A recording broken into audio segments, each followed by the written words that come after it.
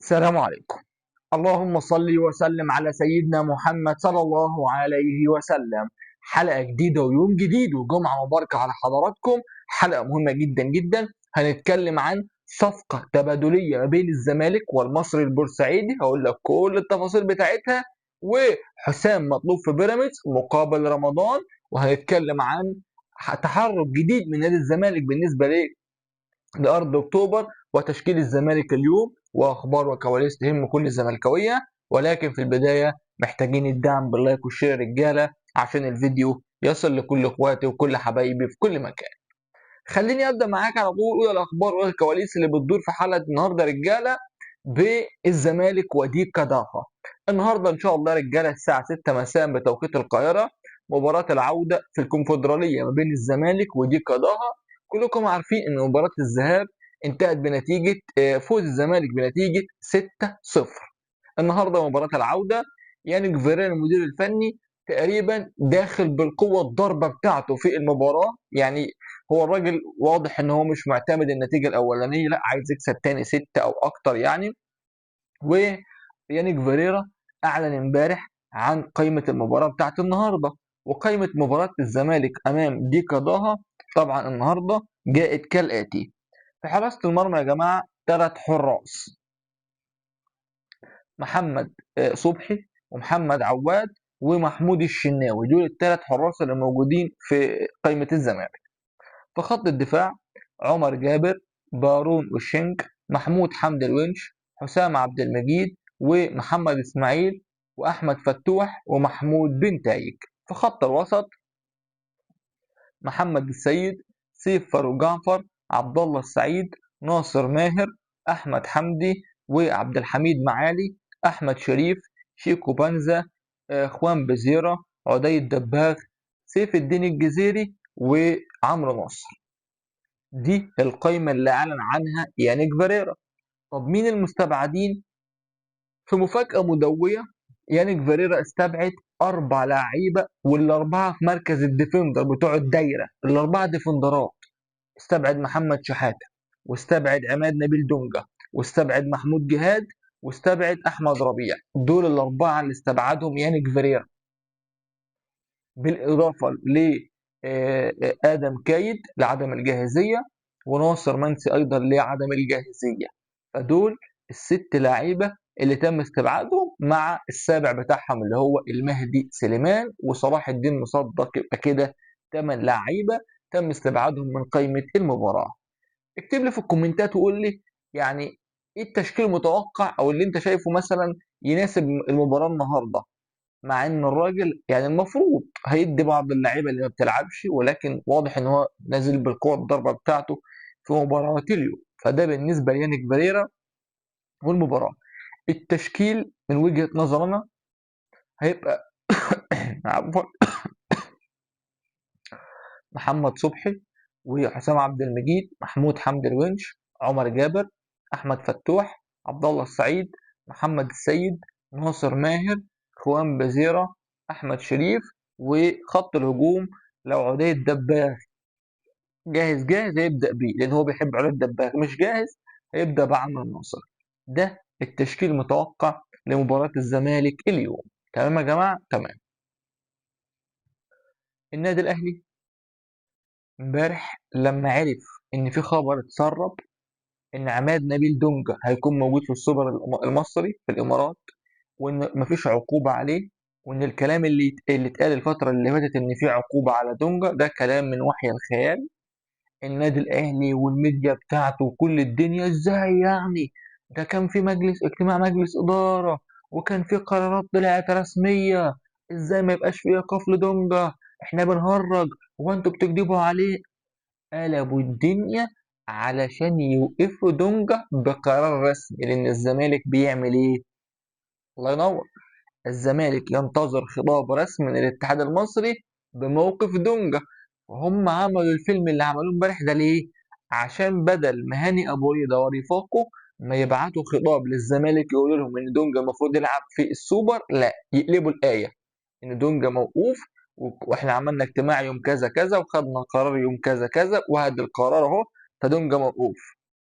فهو يعني حتى دونجا يعني واحد في الفرقه مجننهم، مش عايزينه يلعب، مش عايزينه يشارك.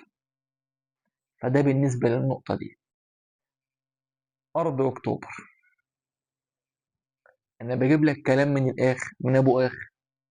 مجلس اداره الزمالك عرف وتاكد وبقى عنده يقين مليار في الميه ان الضغط الاعلامي او الضغط بتاع السوشيال ميديا مش هياكل عيش، مش هيجيب نتيجه. فدلوقتي بيحصل ايه؟ الزمالك ابتدى يتحرك في الشق القانوني. خلاص انا هقدم بقى شكوى وهروح للنيابه. انت سحبت مني الارض ليه؟ انا ورقي اهو، واحد اتنين تلاته اربعه خمسه سليم. قول لي سحبت الارض ليه؟ طب اصلا في بلاغات ضد الزمالك. طيب هل اي مؤسسه محترمه، اي نادي كبير شغال في مشروع زي مشروع الفرع بتاع اكتوبر ده، اي واحد معدي كده يقدم شكوى فيا يوقف لي المشروع تسحب مني الارض؟ اكيد لا. طب النيابه العامه المحترمه، الناس بتحقق ويقال ان خلاص يعني خلال ايام قليله جدا جدا هيصدر قرار يعني من النيابه العامه. فالزمالك عمل ايه؟ ابتدى يركز مع الفرقه من هنا ورايح. مش هتسمع عن قصه ازمه ماليه وان اللاعب ده رايح للفيفا وان اللاعب ده لا. طب امال ليه كنا بنسمعها؟ انا بجيب لك من الاخر والله، من الاخر. الزمالك كان مستعمل الازمه في ازمه ماليه، ولكن كان مصيرها وكان الدنيا كلها عارفه بيها في الاعلام وفي البرامج وفي الميديا. ليه؟ كنوع ضغط على المسؤولين في الدوله المصريه عشان يرجعوا الارض بسرعه. ولكن لما الناس في الزمالك تاكدوا زي ما قلت لك من شويه ان الضغوطات بتاعت الميديا او الاعلام، او ان انا اقول للزمالك مديون او اللعيب ما بيجيبش ما بيجيبش نتيجه، ما بياكلش عيش، فمن هنا ورايح لا هتسمع ان صلاح مصدق اشتكى ولا بنت. كله هيشتغل في صمت وهيحل جوه وكله هيسكت. انا بقول لك معلومه واتحدى. تمام يا رجاله؟ تمام. فده بالنسبه لي اللي بيحصل. صفقه تبادليه ما بين الزمالك والمصري.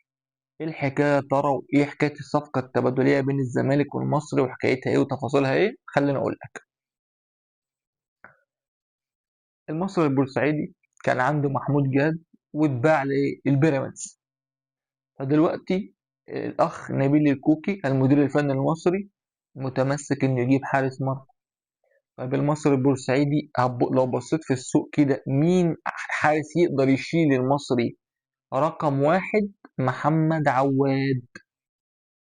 المصري البورسعيدي عايز محمد عواد، ومستر كامل أبو علي تواصل مع محمد عواد شخصيا من أجل انتقاله للمصري. ولكن إلى الآن اللاعب مصمم إن هو يكمل في الزمالك. فالمصري عايز عواد ويديك أحمد عيد. أحمد عيد اللي في يناير يعني بعد شهرين يحق للتوقيع لأي نادي، مش للزمالك، لأي نادي ببلاش. فهل معقول أنا أديك حارس بقيمة محمد عواد عشان أنت تديني لاعب هو أصلا عندك ببلاش؟ ده إزاي ده يعني؟ طيب محمد عواد رفض يروح المصري، والزمالك قال لك أنا محمد عواد مش هيمشي. كمان يانيك فيريرا قال لهم عايزين تبيعوا المهدي سليمان بيعوه، عايزين تطلعوا اعاره محمود الشناوي طلعوه. انا رقم واحد بالنسبه لي في حراسه المرمى محمد صبحي ثم محمد عواد.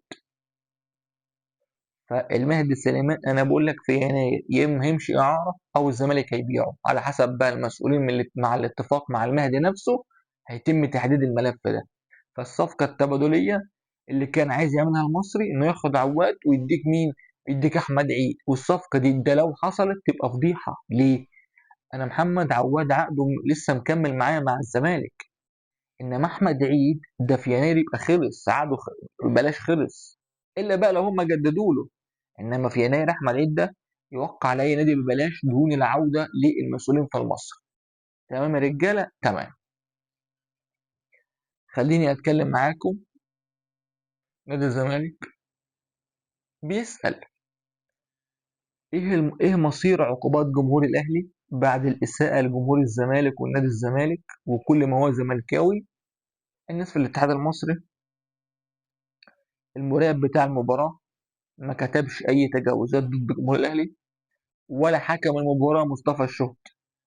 يعني لا حكم المباراة كتب تجاوزات، ولا مراقب المباراة كتب تجاوزات. ازاي ده؟ اه والله العظيم.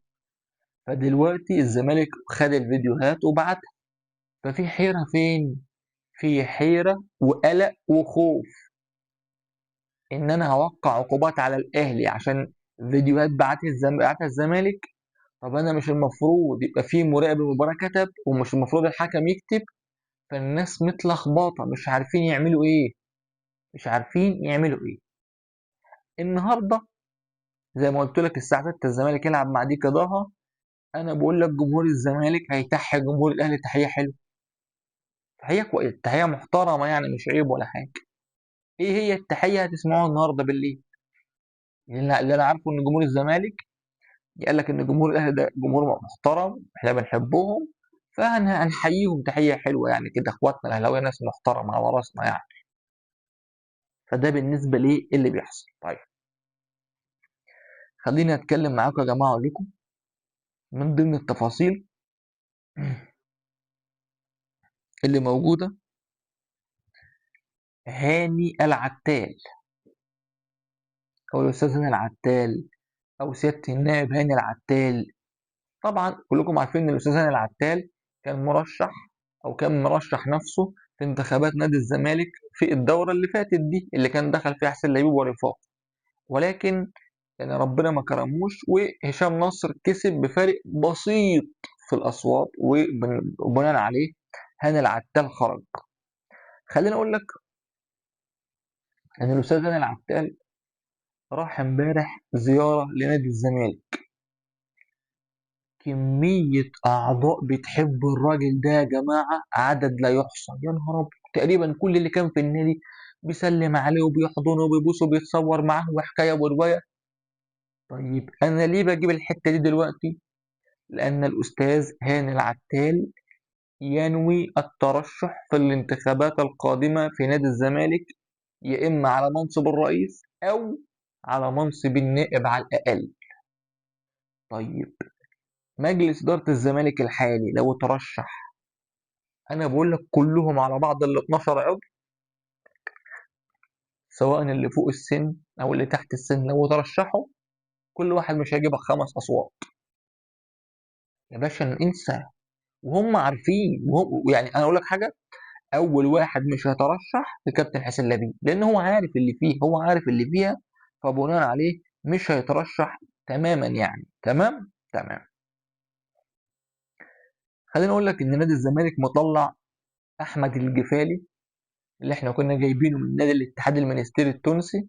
الزمالك مطلعه إعارة لنادي أبها السعودي. أحمد الجفالي خلال 6 مباريات حتى الآن مع نادي أبها السعودي، أحمد الجفالي شارك في مباراة واحدة بس، ونزل آخر 4 دقايق في المباراة. يعني أحمد الجفالي من أصل 6 مباريات شارك في 4 دقايق فقط لا غير بس. لدرجة إن نادي أبها السعودي عايز يرجع لنا أحمد الجفيلي، قال لك اللاعب غير مفيد ولاعب ما بيلعبش، والمدرب مش مقتنع بيه تماما تماما. فصراحة الأمور يعني صعبة. والأمور يعني أنا معرفش إحنا رايحين لفين، يعني معرفش إحنا رايحين لفين في الموضوع ده بصراحة يعني. فربنا يسترها على نادي الزمالك. يعني إن الزمالك عنده عمر فرج حاليا، أنا معرفش قاعد ليه. عنده احمد عبد الرحيم ايشو، معرفش بيعمل ايه. عندي محمود جهاد، معرفش بيعمل ايه. عندي المعارين يعني حدث ولا حرج. واحد زي احمد الجفالي معرفش بيعمل ايه. يعني طب طالع عار احنا مطلعينه ليه؟ ولكن ربنا يسترها ونشوف القصه خلال الفتره اللي جايه يحصل فيها ايه. جمهور الزمالك النهارده كله يترقب تألق نادي الزمالك النهارده، وبالتحديد خوان بزيرة، لأن خوان بزيرة بقى دلوقتي يا جماعة معشوق الجمهور. إيه؟ بقى حرفيا دلوقتي خوان بزيرة بقى هو معشوق الجمهور في نادي الزمالك، والناس كلها بقت بتحبه، والناس كلها دايما بتنادي عليه، بتتكلم عليه. انا عن نفسي كزملكاوي اتمنى الراجل ده يتالق النهارده وربنا يكرمه، واللاعب ده يكسر الدنيا النهارده، يبقى من نجوم المباراه ويسجل ويتالق باذن الله. ربنا يوفق الزمالك. شكرا لكم. سلام عليكم.